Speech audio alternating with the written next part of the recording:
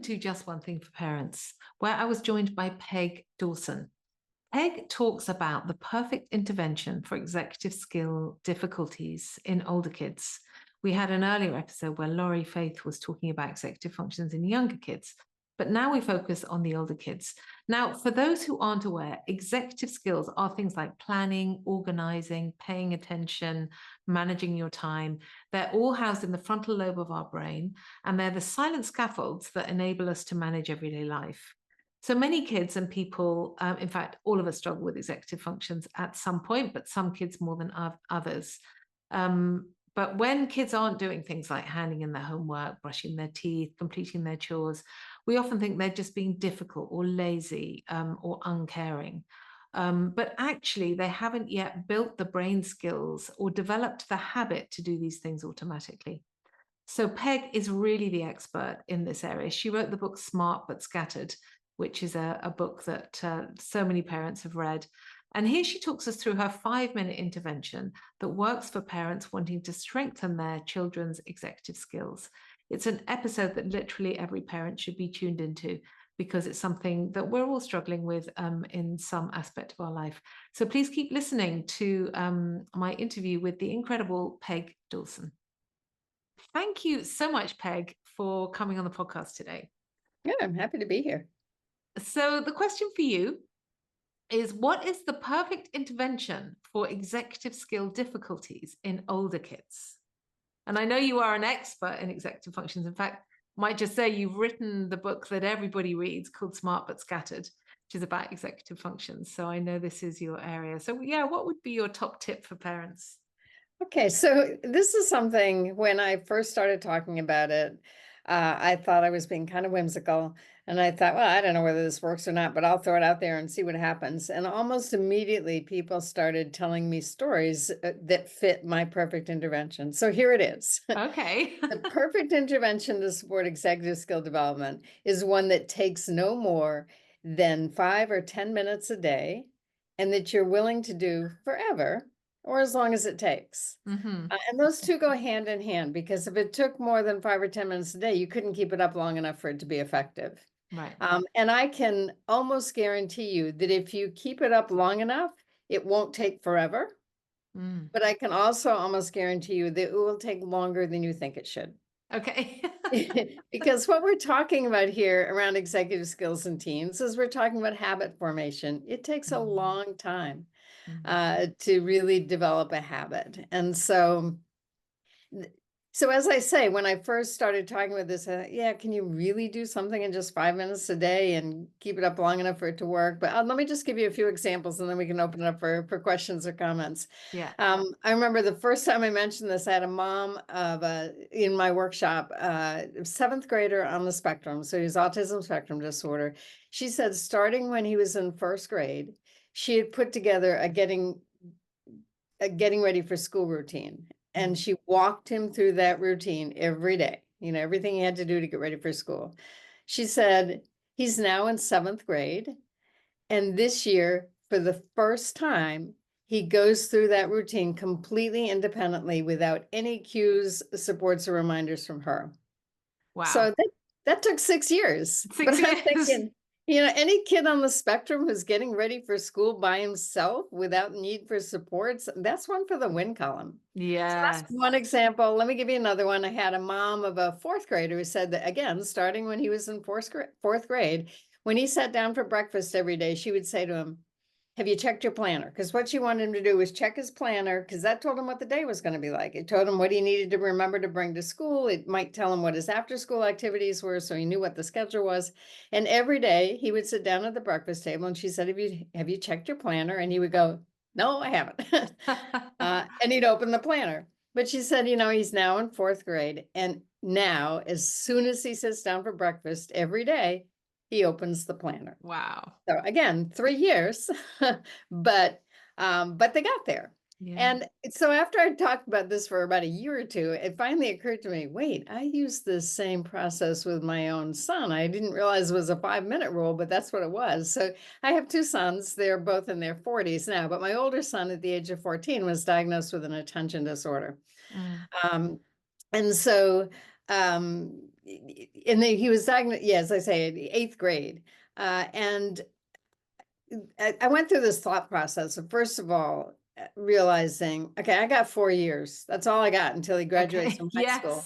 Yes. And basically I said to myself, what do I want him to look like by the time he's a senior? And so it helped me prioritize. Mm. The clean bedroom went out the window at that point. I thought, we'll deal with a quasi Mhm. messy bedroom. That's not a big deal. But what I decided was there were 2 things I wanted to focus on. I wanted to make sure to the best I could without being overly intrusive that he did his homework and Mhm. that he handed it in on time. Right. And so every day when he came home from school, I asked him 2 questions. What do you have to do? When are you going to do it? Right. And it was only later that I realized, oh, that took no more than 5 minutes. And I would say, his senior year, so we started this when he was in 7th or 8th grade. It may have been before he was diagnosed. By his senior year, when I looked back on it, I realized, oh, it had started to fade naturally. It wasn't an everyday conversation anymore. Sometimes he would spontaneously tell me what his plan was, and other times he would just do it without any conversation. So again, that took 4 or 5 years, but to this day, and he's in his mid-40s, he will tell me, that's how I start my day. What do I have to do? When am I going to do it? Wow. So It's a those are just a habit. few examples that make me feel like, yeah, this is actually a workable intervention. Yeah. So. And so the intervention it's 5 minutes, and the 5 minutes, can you just say exactly what that is? What is the intervention? So again, I mean, that's the both probably the frustrating part of it and the versatility of it. It's not a perfect intervention. It's a rule for a perfect intervention. So Okay. whatever you want to do, and again, using my own son, prioritizing, what do we want to focus on? And if I were going to be doing it now, I would start with not me as the parent deciding what we're going to focus on, but a conversation between me and my teenage kid. Yes. So what do you want to work on? What are you Yeah. frustrated by? What do you think you'd like to get a little better at? What can I help you with? And obviously by the time kids hit adolescence, they don't necessarily want their parents helping them. Yeah. And in fact, I remember doing a parent workshop where I told the story about my son and what do you have to do when you're going to do it. And I got this email from mom afterwards, and she said, okay, so my son's in high school, he's in 10th grade. She said, so yesterday I said, so what do you have to do? When are you going to do it? And he said, Mom, it's none of your business. And that's where I realized, oh, I started doing this when my kid was like 13 or 14. Yeah. So Wow. he hadn't hit that teenage resistance piece, and then it became a habit. So Right. might be a little, that's why I think the adaptation would really be, can it be a conversation between you and the kid? Yeah. And it's not necessarily something that you're going to help him with, although you may want to talk to him about, okay, so that's a great idea. That won't take more than 5 minutes. How are you going to remember it Mm. to do it? Would you like a cue? Do you want to put an alarm in your smartphone? Is there Mm. something I can do to help, or do you want me to stay out of it? Uh, Yeah. and then probably, so when should we check back to see how it's going? Again, if Yeah. the kid is going to take more and more control over this, then you do want to check in just to reflect, how's it Yeah. going? What have we learned? What can we do differently? Yeah. Yeah. So the 5 minute intervention, once you've identified what I loved was you said, what's the most important thing for this child? Or what's the key problem here? And then you're scaffolding, aren't you, by doing the reminding, and you're saying to yourself, I'm just going to do that. I'm going to do the same thing every day. It may take 2, 4, 6, 8 years, but if the child has that skill and can, life feels weird when they don't do that, which is what a habit is, isn't it? Exactly. Then Exactly. That's a that's really good success. way of describing it. Yeah. Yeah, yeah, So, and then the other thing is, I mean, maybe you or the kid is choosing something that really will take more than 5 minutes, but can you start by just doing 5 minutes? yeah. The one organization is my weakest executive skill, and at one point my study, well, it's happened many times, but my study got totally out of control. So I thought, okay, so I'm going to clean it up, but I'm not going to spend more than 10 minutes a day doing it. Mm. And so I'd set the time. In fact, I remember the first day I set the timer, I worked for 10 minutes. When the bell went off, I went, that was the longest 10 minutes I've ever spent in my entire life. So tomorrow we're going to do 5 minutes. So I Mm. revised it.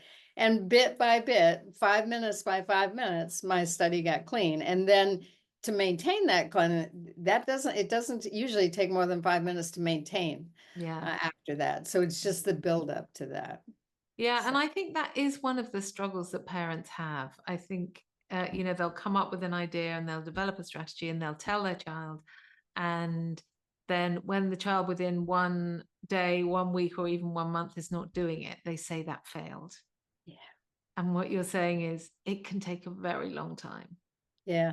I found a research article a few years ago that talked about how long does it take to acquire a habit.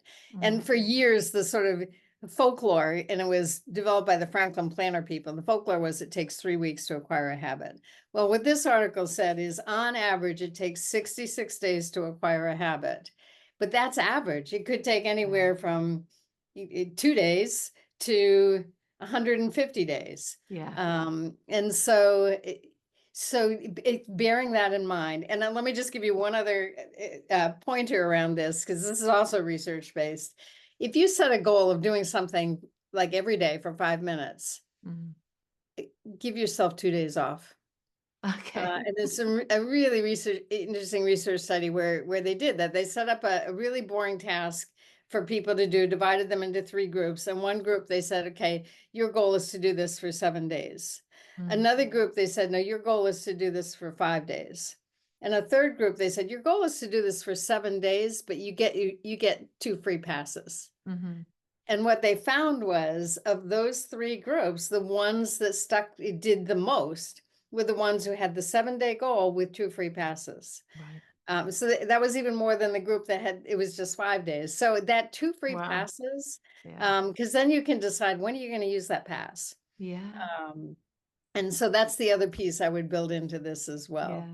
Yeah. Um, That's such an interesting piece of research. And the other thing I think is really relevant here, and why it can take kids, I think, sometimes quite a long time to develop these habits, is because they're not necessarily internally motivated to do it, are they? Well, yeah, you're right. Absolutely. Especially if it's your goal as the parent and not the Yeah. kid's goal. Why would they Yeah. be motivated? And then the other piece is their brains are still developing. I mean, Yeah. it takes 25 years for a typical kid to develop a fully functioning set of executive Yeah. skills. So if you're Yeah. working with them in high school, or, sometimes they're always partway there. Sometimes they're only halfway there. So, Yeah. Yeah. so again, now the good news is that we know from neuroplasticity is that it's easier for the brain to change during the teenage years than it is when people are older. Yes. And so I mean, I have a chart. It was developed by the Center on the Developing Child at Harvard that shows how how hard it is to acquire a habit. And what it shows is, and it goes from like birth to age 70. And what it shows that during the teen years is really sort of the sweet spot. That and the way they measure how hard the brain has to work is glucose consumption. Right. So they basically look at how much glucose are you burning as you're trying to change your behavior. And what they find is that, up until the late teens, you're burning very little glucose. And then after that, it goes sharply up. I often use that graph to say that's why it's so much harder to learn a second language at age 50 than it is to learn a second language at age 5. Yeah.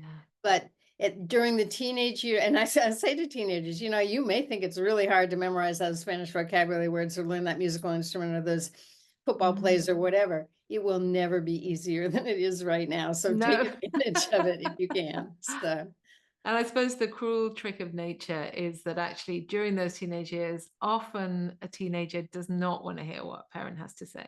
exactly.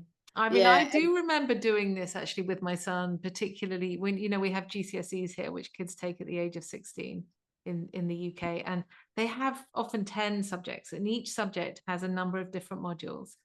And it's basically a massive executive function task, knowing how to revise and sort out, your GCSE. So I started doing these planners. And one of the things my husband used to say, oh, you're doing another planner, because I had to do these planners a lot for, I think you're right, a number of years. I would sit down and we usually do it on a Sunday. And one of the things I realized, I had to make it fun. If I made it too onerous or unpleasant for him, he was never going to do it. So and sometimes it was like, should I write it? You don't fancy writing it? Okay, I'll write it. Or I would try to jolly it up in whatever way I could. And I tell you, when he went to university, the first thing when he first got there, when he was in a panic, he'd phone, he'd say, Mom, I need a planner. Can you help me?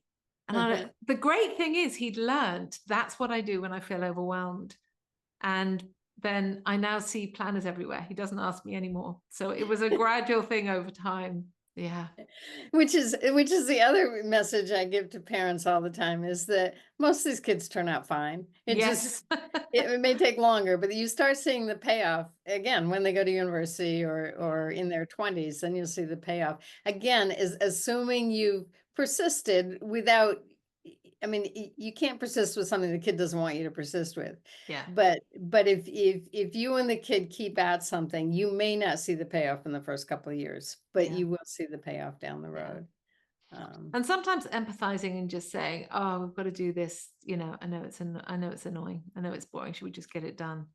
Can help, can't it? Yeah, absolutely. I just read an article that was published in the Atlantic magazine about, the title was The Lighthouse Parent, which is, we talk about helicopter parents and snowplow parents and those kinds of things. But this guy was saying the best way to develop autonomous, self effective regulated kids is by being a lighthouse parent, which means you're sort of there as a guide, but you're not telling them what to do. And in fact, he gives an example, which I ended up cutting out to put in a PowerPoint, of just empathizing with the kid rather than jumping in to solve their problem. So I think you're absolutely right. Yeah. It starts, and we sometimes forget to do that. And in fact, the article made the point, which I think is really good. Parents are hardwired to try to solve problems. Yes. And they're hardwired to try to protect their kids and to keep them happy.